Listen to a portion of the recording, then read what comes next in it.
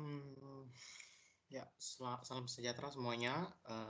Nama saya Hendrianto. Saya di sini akan menjelaskan tentang uh, proyek UAS dari grafika komputer. Tanpa berlama-lama lagi, mari kita lanjut. Apa sih yang akan dijelasin? Nah, yang pertama itu tentunya ada pendahuluan. Pendahuluan, terus ada pengkodean ruang tamu, meja sofa, dua almari, figura, penggabungan semua objek dan penutup. Oke, kita bakal langsung masuk ke pendahuluan dulu ya. Nah, pendahuluan. Di sini itu dalam rangka mata kuliah grafika komputer. Jadi kita akan mempelajari tentang grafika sebuah komputer. Nah, kita yang dipelajari itu secara umum itu untuk sekarang membuat sebuah objek menggunakan bahasa Python. Nah, terus di dalam project UAS ini saya akan menjelaskan tentang membuat sebuah ruangan beserta objeknya yang seperti yang saya sudah sebutkan yang sebelumnya. Kita akan membuat ruang tamu, meja sofa, dua almari, figura, dan semua objek. Oke, kita bakal langsung lanjut ke penjelasannya. Nah, yang pertama ini adalah ruang tamu. Nah, untuk membuat sebuah objek, kita pertama itu harus mendefinisikan sebuah objek yang kita buat. Nah, di sini itu kita yang pertama yang harus kita buat itu karena ini adalah konteksnya ruang tamu. Jadi kita harus mempersiapkan sebuah dinding. Nah, di mana dinding yang kita siapkan ini sebenarnya berbentuk kubus gitu ya.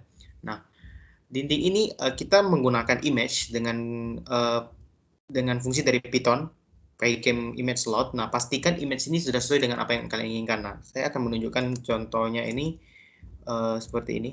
Nah, ini image-image yang akan saya pakai nantinya ada buat figura nanti, buat atap, batu dan lain sebagainya.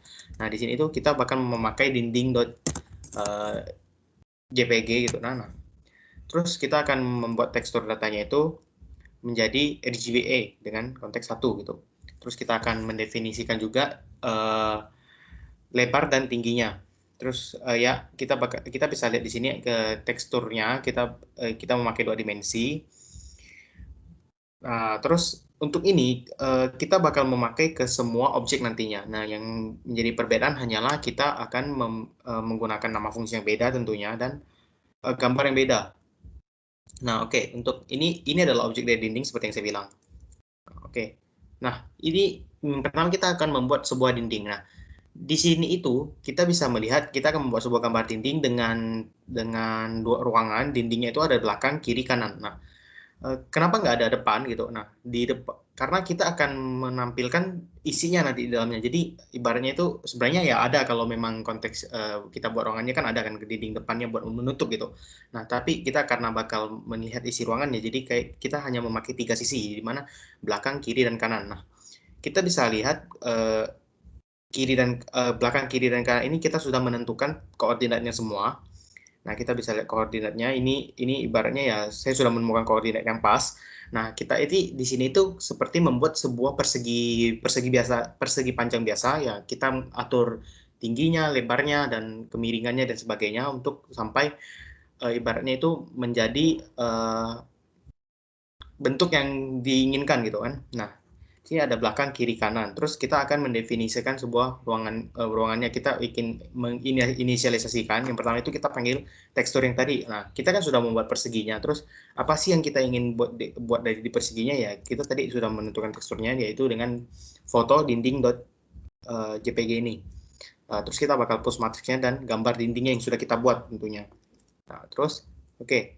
Karena ini hanyalah dinding, nah kita kan belum ada penutupnya. Kita membutuhkan lantai dan atap. Ini sama seperti fungsi dinding saja, cuman yang menjadi beda ya kita hanya merubah gambarnya lantai dan atap gitu ya. Oke. Ini ya kita bisa lihat ini sebenarnya sama persis ya kodenya ya dengan yang sebelumnya ya. Nah, kita next lagi. Nah, kita membuat lantai dan atap. Nah, untuk lantai dan atap, karena kita hanya membutuhkan satu sisi, nggak ada yang seperti kayak dinding tadi, ada belakang, depan, dan sebagainya. Nah, atap itu kan hanya satu satu apa namanya satu bentuk itu kan untuk menutupi atasnya dan lantainya juga. Maka dari itu kita sudah bikin inilah ibaratnya persegi panjang dengan koordinat x, y, z-nya yang sudah kita tentuin min 12, 11,5, 12. Nah, ini kan sesuai urutan ya x, y, dan z gitu kan. Nah, terus ini koordinat dengan 2 dimensinya 0, 0 dan 1. Nah, besok kita definisikan. Setelah ini kita bakal melihat hasilnya. Nah, seperti ini. hasilnya itu akan seperti ini. Ini diambil dengan kameranya sedikit agak di sebelah atas kanan gitu ya, supaya bisa melihat ruangannya, ada atapnya juga, ada lantainya, dan tembok yang sudah kita buat kiri kanan. Nah, ini sesuai dengan foto yang sudah kita buat. Nah, ini untuk foto atap, saya menggunakan atap tadi, ya kita bisa lihat nih, ini atapnya, terus dinding-dindingnya saya memakai ini, dinding, ini kita bisa lihat foto dinding.jpg punya, terus dan lantai. Nah, ini lantainya, kita ambil ini. Jadilah ini ibaratnya itu sebuah kubus yang sudah kita buat ya. Tapi dengan konteks ini adalah ruangan. Oke, next. Next ini adalah pengkodean meja dan sofa. Nah, yang sudah saya seperti yang sudah saya bilang sebelumnya, kita hanya perlu kalau menginisialisasikan sebuah gambarnya saja. Kita ingin menginputkan gambar di dalam objek yang bakal kita buat, ya kita hanya mengganti fotonya di sini ya. Di sini saya menggunakan tekstur batu untuk mejanya dan besi sebagai kursinya gitu ya. Nah, ini karena kita membuat kursi ini agak sedikit panjang ya, karena kalau kita lihat mungkin kita membayangkan bentuk sebuah kursi itu nggak hanya kotak. Nah, kita harus membuat kotak, terus ada kakinya juga. Nah, itu adalah kursi klasik gitu ya. Kalau kita ingin membuat yang lebih lebih imajinatif lagi ya, kita bisa membuat mungkin kursinya ada 2 tingkat kah, atau gimana gitu, atau bentuknya nggak flat aja gitu. Nah, tapi di sini karena kita ingin mengkodekan sebuah program yang sederhana, yang penting ini kelihatan sebuah kursi gitu ya. Nah, kita harus membuat kursi. Nah, kursi yang saya buat ini adalah tiga jenis kursi, ada kiri, kanan, dan depan. Nah, yang ini kita bakal membuat alas. Nah, alas itu kan karena kita membuat kursi, jadi kita harus kayak membagi semua komponennya. Nah, kursi itu yang saya bagi itu ada alas, sandaran belakang, dan kakinya. Nah, ini adalah untuk alasnya. Alas itu adalah tempat bagian kita duduk gitu ya. Nah, di sini saya sudah membuat depan, belakang, kiri, kanan, atas, bawah, kanan. Nah, kenapa ini banyak sekali? Karena kita itu membuat sebuah bentuk ya. Jadi kita memerlukan volume di dalamnya. Jadi ya inilah yang terjadi dengan koordinat yang sudah saya tentukan. Nah, terus ini adalah bagian kursi. Seperti yang saya bilang, ini sentiran belakang. Tapi kursi yang bagian ini yang sentiran belakang ini hanyalah kursi untuk bagian kiri dan kanan. Kenapa kiri dan kanan? Karena kalau secara kita bayangkan, kursi yang bagian depan dan kiri itu kalau dari sudut pandang manapun mereka berbeda. Sedangkan untuk kiri kanan itu sama, hanya saja seperti kayak di mirror gitu kan, kebalikannya gitu. Misalnya hadapnya yang sini, yang satunya lagi hadapnya sini gitu. Inilah fungsinya koordinat semua. Kita bisa lihat depan, belakang, kiri, kanan ya. Ini hanya kita perlu mencari koordinat yang pas saja, ibaratnya seperti itu. Nah, dan saya sudah menemukannya ini untuk senderan bagian belakang. Ini next-nya lagi. Ini adalah kursi senderan bagian depan ya. Ini senderan bagian depan. Nah, kita bisa lihat depannya gitu. Kursi bagian depannya. Nah, ini sama seperti sebelumnya, kita juga bisa menentukan koordinatnya. Paling hanya bentuknya saja beda. Nah, terus ini adalah gambar kursi samping kiri kanan yang tadi saya bilang. Kursi yang sudah kita buat, kita bentuk jadi kiri dan kanan. Nah, ini adalah bagian kirinya.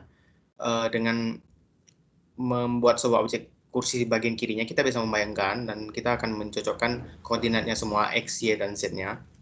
Nah, untuk ini untuk samping kanan. Nah, jika semua sudah dibuat, maka kita tinggal mendefinisikan semua kursinya. Bagian alas, nah alas ini saya sudah buat yang pertama tadi, alas ini untuk semua kursi ya, jadi mau kiri mau kanan menggunakan alas ini gitu. Oke. Untuk yang membedakan kanan dan kursi belakang adalah kita bisa lihat senderannya. Ini yang kursi belakang itu ada senderan yang sudah kita buat senderannya, karena senderan kiri dan kanan itu agak menyamping, sedangkan yang belakang itu lurus seperti sebuah persegi gitu. Terus kita sudah membuat kursinya tadi, sekarang kita akan membuat mejanya. Nah, meja itu ya sama lah seperti yang saya bilang, kayak kursi juga, kita harus membuat kakinya, harus membuat permukaannya. Jadi ini adalah yang saya buat itu papan mejanya. Jadi ini ibaratnya itu cuman bagian depannya aja. Nah, kalau kita cuman membuat bagian depannya aja, kita otomatis menggunakan kaki juga kan. Nah, untuk papan mejanya kita bisa ini koordinat semua, atas belakang, kiri kanan, atas dan bawah. Dan terus jangan lupa untuk menggunakan dev gambar ini untuk memanggil gambarnya, mendefinisikan gambarnya.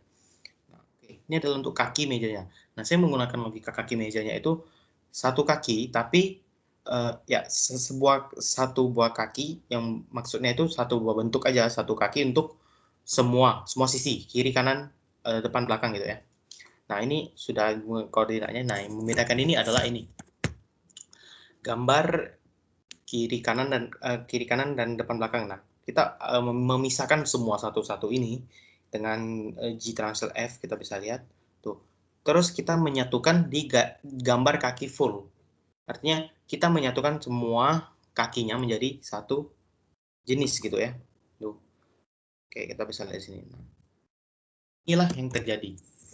Nah, ini seperti yang saya bilang kursi tadi, kita bisa sorry, ini kursinya itu sofa ya, jadi bentuknya gini. Saya menggunakan besi di sini. Kalian bisa menggunakan gambar yang lain yang lebih menarik mungkin. Nah, kalian bisa lihat nih gambarnya.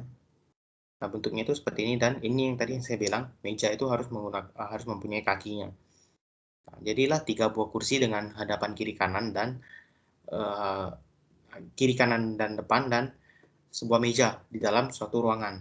Ini kita bisa menyatukannya di main-nya ntar ya. Di main-nya itu kita memanggil fungsi dari yang sudah kita buat ini. Oke, next adalah pengkodean 2 almari.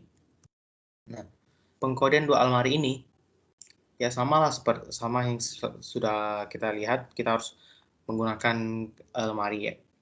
Gambar yang mana, gambar yang cocok. Nah, di sini saya diharuskan menggunakan gambar hijau dan coklat. Itu ya. Nah, next. Ini adalah gambar lemarinya. Lemari itu hanya buat sebuah kubus gitu ya. Nah, ini kita harus membuat dua kubus sebenarnya.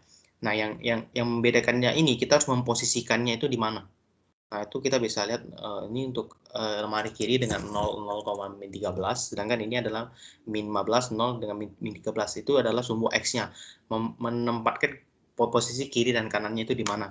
Nah, sehingga bentuknya itu akan seperti ini. Nah, ini juga tuh, kalian bisa, ini agak sedikit hitam ini karena ibaratnya itu kita tertutup atap gitu ya. Kalian bisa lihat dari dalamnya. Nah, ini adalah objek 3 dimensi dari pengkodean 2 almari, meja, dan kursi. Oke, selanjutnya adalah figura. Nah, figura ini adalah foto yang akan kalian buat. Untuk memperlengkap ruangannya lagi, kalian harus buat foto. Nah, di sini saya menggunakan foto saya sendiri dengan nama aku di teras rumah, foto yang ini ya. Nah, terus kita membuat sebuah figura. Figura itu hanya sebuah kotak sebenarnya kita buat. Jadi ini adalah depan, belakang, kiri, kanan, atas, bawahnya, koordinatnya semua.